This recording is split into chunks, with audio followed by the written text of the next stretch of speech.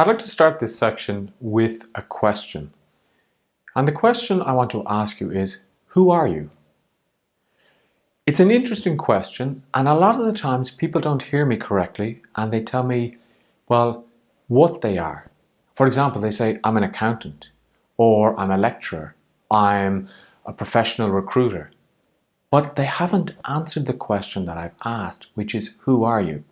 So I ask the question again, and the reply I get is, I'm a father, I'm a mother, I'm a boyfriend, I'm a girlfriend, I'm a husband, I'm a wife.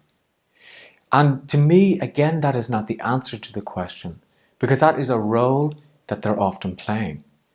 And it's a role that society has said, this is who you are. But the real deeper question is, who are you as a person? What makes Richard who he is?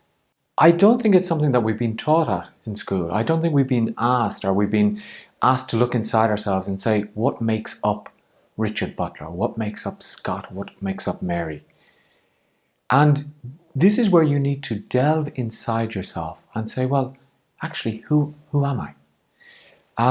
And the types of answers that you might be looking for are, I think, emotional.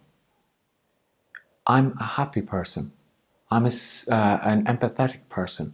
I'm an honest person. I'm a hardworking person. It's not about what you do. It's not about what you do for others. It's about you. Who do you want to be? And I think many people have maybe reached a stage in their life, perhaps you're in your 20s or 30s or 40s like myself, and you say, I don't really know who I am. I don't know what makes up the core of Richard.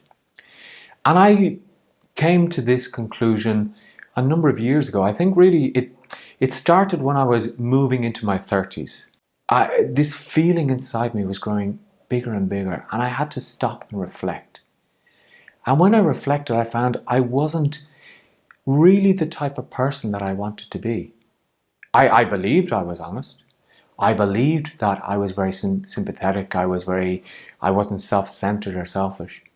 But as I started looking at my actions, which are what reflect out onto the world, I found maybe there were things that I had to change. And this had nothing to do with my job. This had nothing to do with my job as a trainer.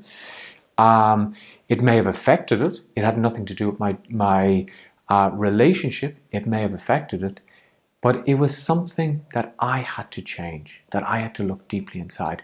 So as I started to reflect, I asked myself questions, and I kept asking myself really the same question: what makes up Richard Butler? So I got a sheet of paper, and this is what I'm recommending as well that you do, is to get a sheet of paper and keep writing out, who am I? And keep writing out answers to that question. And don't censor yourself. Yes, you may start with, I am a father, I'm a mother. But then ask yourself, okay, what else am I? And you will find that as you dig deeper, words like an emotional person will start to come out. Part of a higher conscious maybe will come out. Part of something greater will come out. And I'm not going to ask you for those words. None of those words are right or wrong. But what I want you to do is what we like to term as a brain dump. That you don't censor your thoughts, you don't censor your feelings. Nobody's going to see this, but you write out every single word that suddenly starts to appear as you ask that question. Who am I?